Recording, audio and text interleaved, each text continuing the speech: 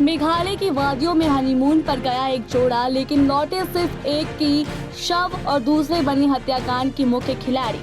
ये कहानी है इंदौर के राजा रघुवंशी की दर्दनाक मौत और उसकी पत्नी सोनम रघुवंशी की साजिश की, जिसने सबको हिला कर रख दिया है। राजा और सोनम की शादी परिवार की रजामंदी से बड़े धूमधाम से हुई थी।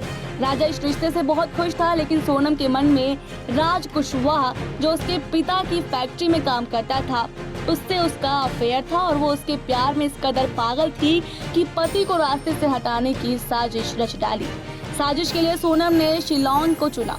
राजा को हनीमून के लिए मनाकर वो 23 मई को मेघालय गई और वहां पहुंचते ही उसे मारने का प्लान शुरू कर दिया गया।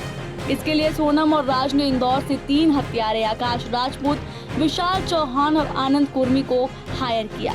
शिलांग पहुंचकर उन्होंने राजा के पीछे बाइक किराए पर ली और घूमने के बहाने उसके साथ रहने तक लगे ताकि शक न हो। आखिरकार 23 मई को ही शोहरा स्थित एक सुनसान पार्किंग यार्ड में सोनम के सामने ही तीनों हत्यारों ने धारदार हथियार से राजा की हत्या कर दी और शव को एक खाई में फेंक दिया। पोस्टमार्टम रिपोर्ट में खुलासा हुआ है कि राजा के सिर पर आगे और पीछे 2 तीखे घाव थे। शव गिरने से उसकी हड्डियां भी टूट गई थी। पुलिस को घटनास्थल से हत्या में इस्तेमाल हथियार दाव भी मिला। इसके बाद 2 जून को राजा का शव मिला, लेकिन सोनम तब तक गायब हो चुकी थी। पुलिस ने गुमशुदगी की रिपोर्ट दर्ज की, लेकिन जल्दी ही हत्या का शक गहराने लगा। एसआईटी बनी और 9 जून को सोनम ने अचानक यूपी के गाजीपुर में सरेंडर कर दिया। पुलिस ने उसे पटना के फुलवारी शरीफ थाना में रखा है और अब कोलकाता होते हुए शिलांग ले जाया जा रहा है। अब तक इस हत्याकांड में सोनम सहित कुल 5 लोगों की गिरफ्तारी हो चुकी है। इसमें ललितपुर का आकाश, इंदौर के विशाल और राज कुशवाहा भी शामिल है। शिलांग के कोमसो संगठन ने सोनम के परिवार पर मेघालय को बदनाम करने का आरोप लगाया और माफी भी मांगी है।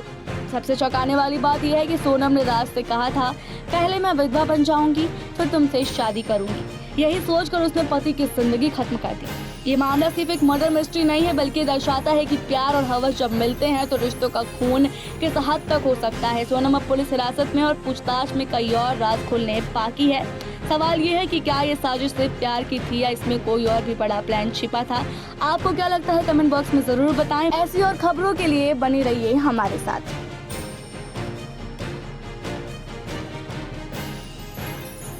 आप देख रहे हैं सौगंध टीवी, सौगंध वतन की।